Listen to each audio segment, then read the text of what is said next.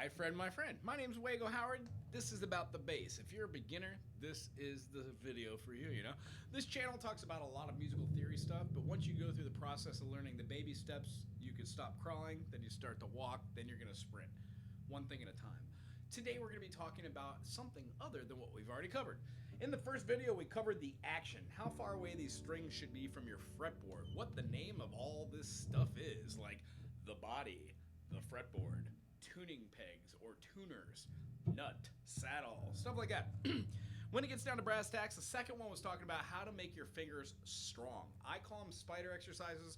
They're just a form of different interfinger dependency, meaning when you play on the 1 string, the 2 string, the 3 string, does not matter if it has a fret or not, meaning fretless, there isn't a marker in between the notes, you just must know where they are. The concept is whatever you're on, the strings have meaning. I'm just going to draw them here so you can see the frets because my bass has frets. I don't even really need the 5th string in case you're a bass player and you don't have this low B.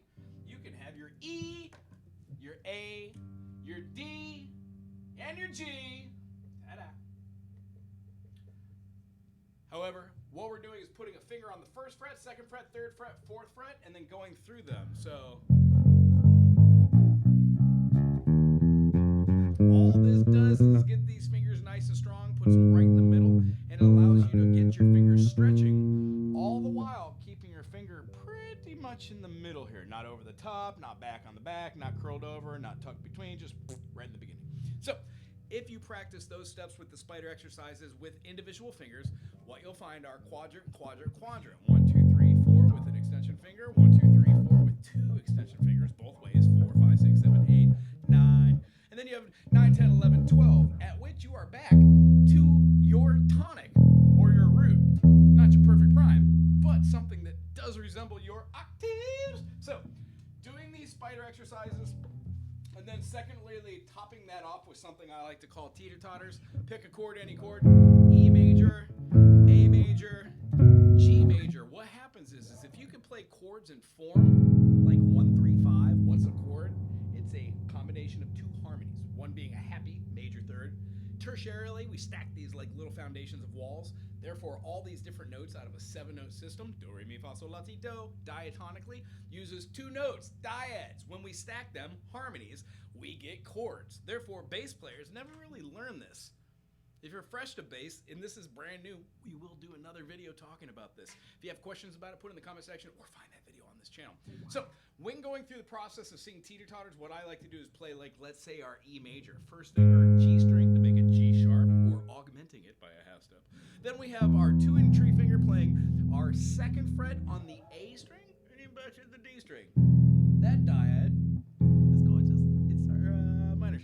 And then top one's going to be our major. This will always look like a major no matter where you put it on this bass. We're going to talk about this in depth in a different video. But today, what we are talking about is we are just going to jump right out there and start playing. If you do not start playing, you will never force yourself to watch what other people do. You can stay at home, be a busybody on the YouTubes like many of us are. I am a little introverted at sometimes. But some of the idiosyncrasies that come along with playing, you just don't grasp on watching somebody else do it. Like most of my students, when they start playing bass, pluck at the notes with their thumb or pull at the notes up and down. Now, that's perfectly acceptable. It's a type of form. But the thing I start off with on any type of bass, if it's the low B string, I will pull down through until my finger smacks the body. Smackity-doo, smack, smack, smack, smackity-doo. When we have a note above it, I pull down and then land on that string. It's almost as if like a bird falling off of a telephone wire. And the lower you go, you just have a foundation onto which your fingers can rest. At that point, I start walking the bass just a little bit with some of my students and show them how you can just walk those fingers up. If you keep them still and play them in certain places down here, you get different notes depending on how far away you are from the nut. Meaning, there are harmonics all over this thing. Fun. And you can utilize those as a bass player by playing a chord, full chord, and then moving into notes or hitting harmonics, which is lots of fun as well. But also, this is going to be in another segment, another video which explains stuff. Today, what I'm simply talking about is playing. To start playing, you need 2 things: a bass and people to play with. if you go to open mics and you're underage, you're going to see a lot of people trying to do their best at what they're doing or write the newest creative song or trying to control the stage. The thing I found from doing that when I was younger, now if I play open mics, I kind of just hang out, meet the people, I wait for my turn, I go up and play my little song, sing my little words, play my little chords, and then I get off there and watch everybody and have a good time. I don't just bust into an open mic to play a thing. As far as like playing on stage, I before the first note's played, I generally don't play a note. I want to be right there, present with the band and the audience. So there's certain things that I do that I like to portray and give to my students, like stage present, how to set up your gear, how to ask the right questions when you arrive at a gig. If you never play out, you never learn these things. The first time somebody says, go ahead and plug into the DI, I said, okay. All right. Had no clue what they're talking about. I have my cord, I'm looking around. Long story short, once you learn these things, it takes a lot of the burden and weight off of playing live or playing with others. One thing that happens while playing with others is making eye contact. When you're beginning an instrument, most of the body language consists of this, like looking down at what you're doing. Thusly, you're not making eye contact with the drummer, which is important because bass players are playing percussion in a sense. Just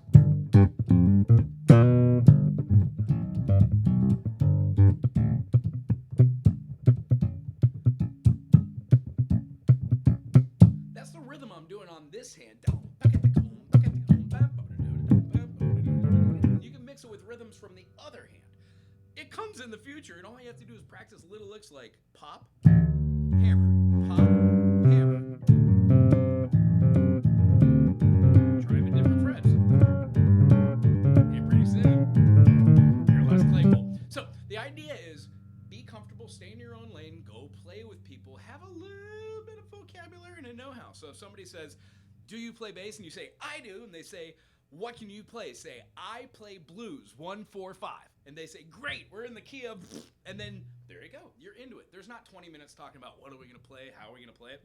Pick a genre. Pick some chords.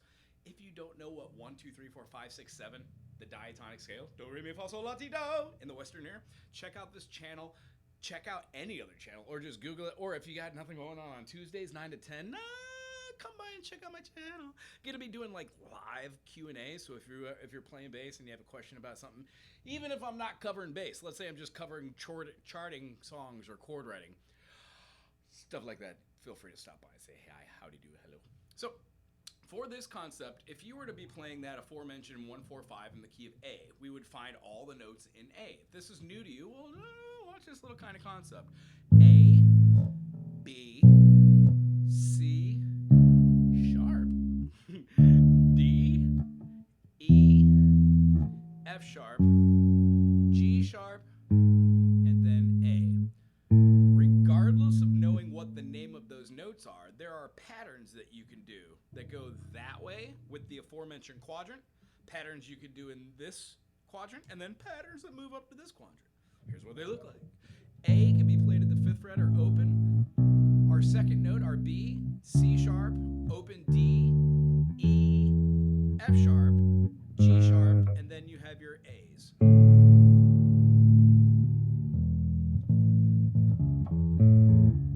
Arpeggiated going 5, 4, 2, 2.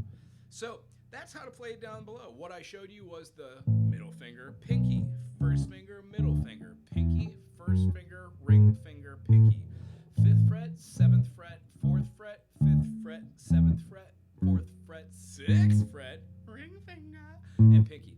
This is how you use those fingers. Any other way is going to fuddle up your practices in the future.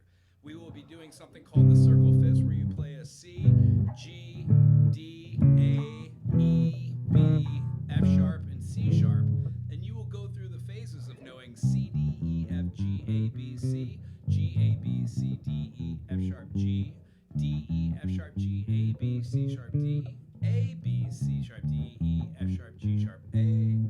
When we have E, F sharp, G sharp, A, B, C sharp, D sharp, E, we then have B, C sharp, D sharp, E, F sharp, G sharp, A sharp, B. And then when we go to F sharp, G sharp, A sharp, B, C sharp, D sharp, E sharp, F sharp. And then lastly, we have our C sharp. That was the wrong note, wasn't it? C sharp, D sharp, E sharp, F sharp, G sharp, A sharp, B sharp, C sharp. why we do this is these notes in totality form our circle fifth, showing which notes have sharps added on. And when we do this, it makes it a lot easier to learn licks like.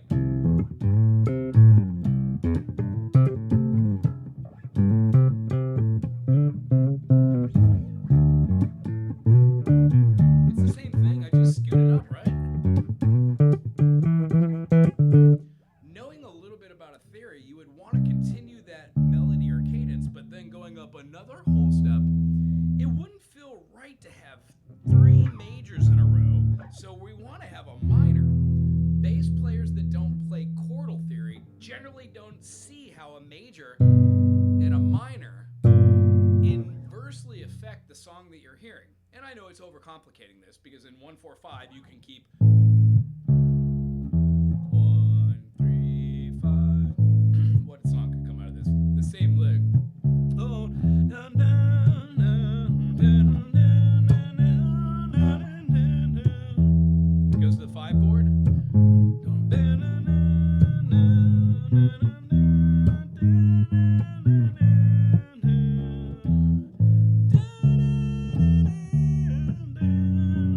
This is the same lick over the top of A, then E, then A, then D. That is a 1-5-4 progression, but it's darn close. So the concept that we're working with here for this lesson, once you get a bass, you'll watch, 40, 50 videos. You'll learn some vocabulary like what a major chord is, what a harmony is when you play 2 notes, what they sound like on the bass, yeah. And then we start to see that they move major, minor, minor, major, major, minor, diminish. What does that mean? If it was G major, we would have G major, A minor, B minor, C major, D major, E minor, F sharp diminish, and then that goes right back to G. If you enjoyed this, subscribe, put a thumbs up, put something cool in the comment section, and join us on Tuesdays for live Q&A, where you can ask questions and meet the other people in the music community. Aloha.